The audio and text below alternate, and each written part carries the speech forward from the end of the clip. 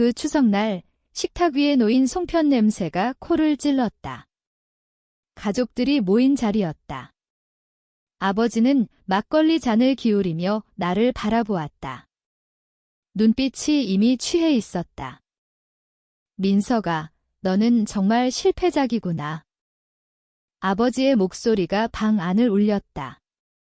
형은 고개를 숙였고 계모는 입가를 가렸다. 나는 젓가락을 내려놓았다. 손이 떨리지 않았다. 이미 예상했던 말이었다. 내가 태어난 게 이 집안의 불행이야. 그냥 사라져라. 내 형처럼만 됐어도. 그 말이 끝나지 못했다. 나는 일어났다. 문을 나서며 뒤돌아보지 않았다. 그날 밤 서울역 지하 벤치에서 잠을 잤다. 주머니에는 3만 원뿐이었다. 아버지의 말이 머릿속을 맴돌았다. 실패작. 불행. 사라져라. 나는 사라지지 않았다. 그게 시작이었다. 그 후로 2년 동안 나는 공사장 막노동을 했다. 새벽 5시에 일어나 콘크리트 먼지를 뒤집어 쓰고 하루 10만 원을 벌었다. 저녁이면 도서관에 가서 책을 빌렸다. 법률 책이었다. 왜 법률이었냐고? 이유는 간단했다. 아버지의 회사는 늘 관계로 먹고 살았다. 건설 현장마다 뇌물 이야기가 흘러나왔다. 나는 그게 불법이라는 걸 알았다. 그리고 그 불법이 우리 집 부를 쌓았다는 것도. 처음엔 그냥 알았다. 분노가 끓었지만 입을 다물었다. 말해봤자 누구 믿겠나. 아버지는 국회의원들과 골프를 치고 검사들과 술을 마시는 사람이었다. 내가 무슨 수로. 그래서 참았다. 참는 게 익숙해졌다. 어머니가 돌아가신 후로 이미 연습이 되어 있었다. 어머니는 위암 말기였다. 아버지는 병원비를 아꼈다. 회사가 어려워라고 했다. 실제로는 계모와 제주도 여행을 갔다. 어머니는 혼자 숨을 거두셨다. 나는 그때 고등학생이었다. 장례식장에서 아버지를 보았다. 그는 울지 않았다. 그냥 피곤한 얼굴이었다. 나는 그때도 입을 다물었다. 지금 생각하면 그게 실수였다. 침묵은 아무것도 바꾸지 못한다. 오히려 죄를 덮어준다. 노동을 하며 돈을 모았다. 밤에는 사법고시에 매달렸다. 잠은 하루 4시간. 동기들은 나를 미친놈이라고 불렀다. 나는 대답하지 않았다. 그냥 공부했다. 실패작이라는 말이 귓가에 맴돌 때마다 책장을 더 세게 넘겼다. 합격 소식을 들은 날, 나는 아무에게도 연락하지 않았다. 가족에게는 더더욱. 아버지는 이미 나를 잊었을 터였다. 형은 회사 후계 수업을 받고 있었고, 계모는 명품 가방을 사모았다. 나는 서울지검에 발령받았다. 신입 공조원. 선배들은 나를 보며 말했다. 강민석.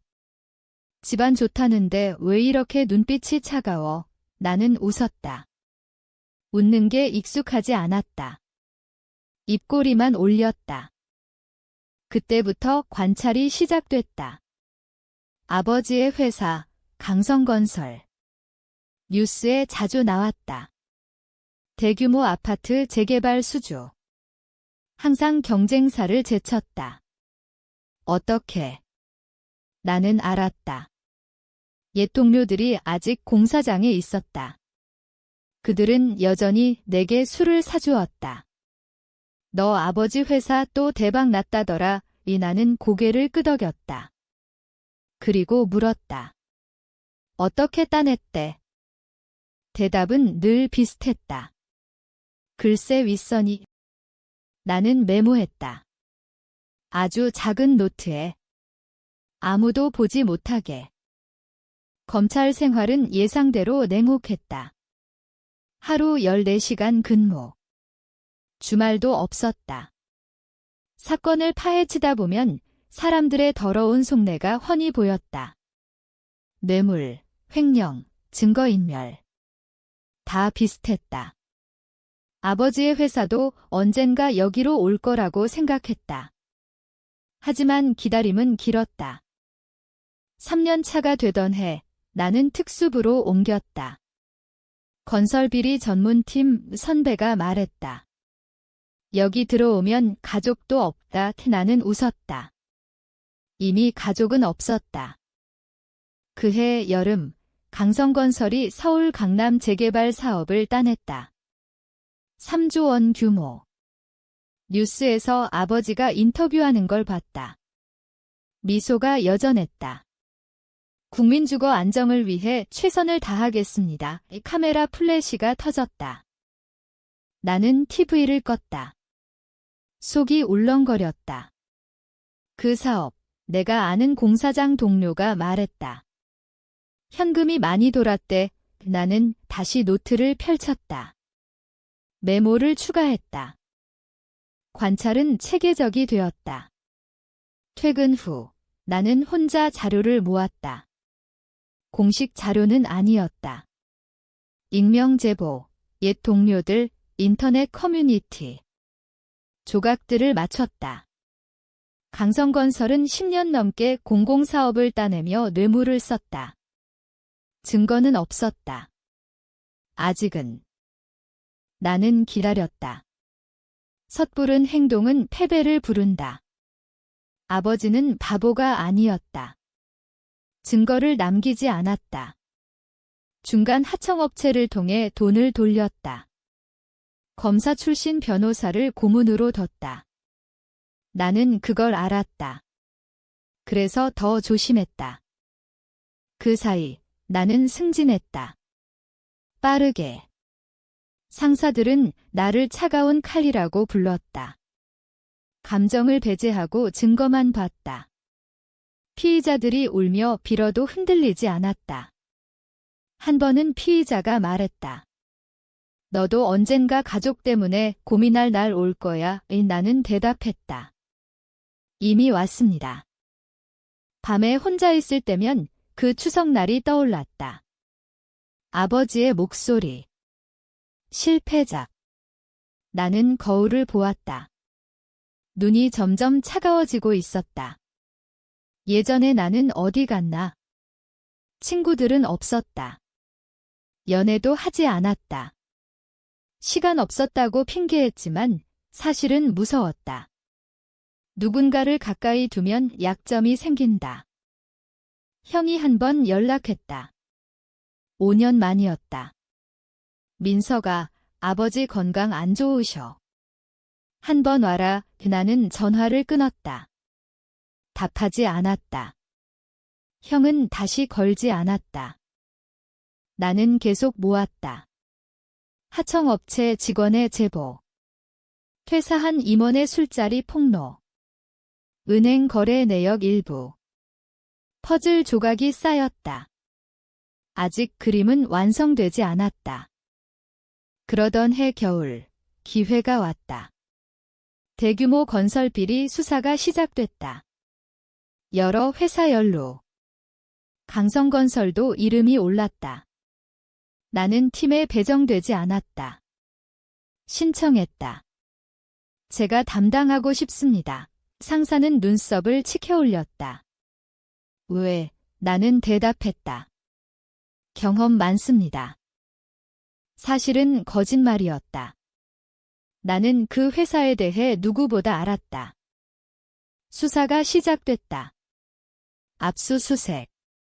강성건설 본사. 나는 가지 않았다. 갈 수 없었다. 대신 자료를 분석했다. 밤새. 동료들이 말했다. 강 회장 아들 공조원 있다던데. 나는 모르는 척했다. 아버지는 변호사단을 꾸렸다. 언론 플레이도 했다. 억울하다. 정치 보복이다. 지지자들이 나왔다. 나는 TV를 보지 않았다. 그때 처음으로 흔들렸다. 아버지가 병원에 입원했다는 소식. 심장 문제. 나는 병원에 가지 않았다. 갈 뻔했다. 밤에 차를 몰고 나갔다가 돌아왔다. 약하다고 생각했다. 아직 때가 아니었다. 수사가 깊어질수록 아버지의 방어는 치밀해졌다. 증언자들이 입을 다물었다. 어떤 이는 해외로 도피했다. 나는 알았다. 돈으로 입을 막았다. 법적으로는 증거가 없었다. 나는 직접 움직였다. 위험했다. 익명으로 퇴사자에게 접근했다. 증언하면 보호해드리겠습니다. 그는 떨었다. 강 회장 무섭습니다. 나는 말했다. 저도 무섭습니다. 그래서 하는 겁니다. 조각이 하나둘 맞춰졌다. 하청업체 계좌로 흘러간 돈, 모 공무원 자녀 해외 유학비. 아버지의 서명은 없었다. 하지만 패턴이 있었다.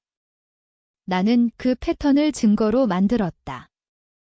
그해 봄, 나는 특임검사로 임명됐다. 대규모 비리 수사 전담. 언론이 주목했다. 젊은 공조원, 칼 같다의 내 이름이 뉴스에 올랐다. 아버지는 알았을 것이다. 강민석. 같은 이름. 형이 다시 연락했다. 이번엔 메시지. 민서가 제발 그만해. 아버지 죽어. 나는 답하지 않았다. 삭제했다. 수사가 고조됐다. 강성건설 압수수색 두 번째. 이번엔 아버지 집무실. 나는 갔다. 마주치지 않았다. 아버지는 출국 금지 상태였다. 증거가 나왔다. 숨겨진 계좌. 해외 페이퍼 컴퍼니. 뇌물 흐름도. 아버지의 지시를 증명할 메일. 변조됐지만 복구 가능했다. 아버지 측에서 반격이 왔다. 내 과거를 캐기 시작했다. 어머니 장례식 사진. 내가 집을 나간 이야기. 가족을 배신한 아들. 언론에 흘렸다. 나는 대응하지 않았다. 오히려 도움이 됐다. 국민이 분노했다. 가족도 배신하는 공조원. 정의롭다. 나는 흔들렸다. 밤에 악몽을 꿨다. 어머니가 말했다. 민서가 너무 멀리 갔구나. 이 깨어나면 땀에 젖었다. 그럼에도 멈추지 않았다. 멈출 수 없었다. 이미 돌아갈 다리가 끊어졌다. 마지막 증거가 나왔다. 아버지가 직접 공무원과 통화한 녹음. 변호사가 실수로 제출했다. 게임 끝이었다. 기소 의견으로 넘어갔다. 나는 기소장을 작성했다. 아버지 이름 위에 내 이름. 공조원 강민석. 언론이 난리였다. 아들이 아버지를 기소. 나는 입을 다물었다. 인터뷰 요청 거절. 그때 청와대에서 연락이 왔다. 대통령 주재 반부패 회의. 공조원 대표로 참석하라는 초대. 나는 수락했다. 청와대에 들어간 날, 날씨가 맑았다. 기자들이 몰렸다. 플래시가 터졌다. 나는 정장 차림으로 걸었다. 표정 변화 없었다. 대통령이 악수했다. 강 검사, 수고 많습니다. 카메라가 찍었다. 그 사진이 다음 날 일면에 실렸다. 아버지는 병원에 있었다. TV를 봤을 것이다. 뉴스에서 내 이름이 울려 퍼졌다. 강민석 특임검사, 청와대 초청. 형이 병원에 있었다고 들었다. 아버지가 숨이 가빠졌다고. 나는 상상했다. 그 순간을. 재판이 시작됐다. 아버지는 휠체어로 나왔다. 나이보다 더 늙어 보였다. 눈이 마주쳤다. 그는 고개를 돌렸다. 증인 신청이 됐다. 나는 증언대에 섰다. 판사에게 말했다.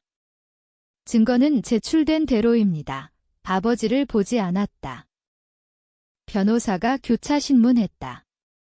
피고인의 아들로서 개인적 감정이 개입됐습니까? 나는 대답했다. 감정은 배제했습니다. 증거만 봤습니다. 재판은 길었다. 아버지 측 증인들이 나왔다.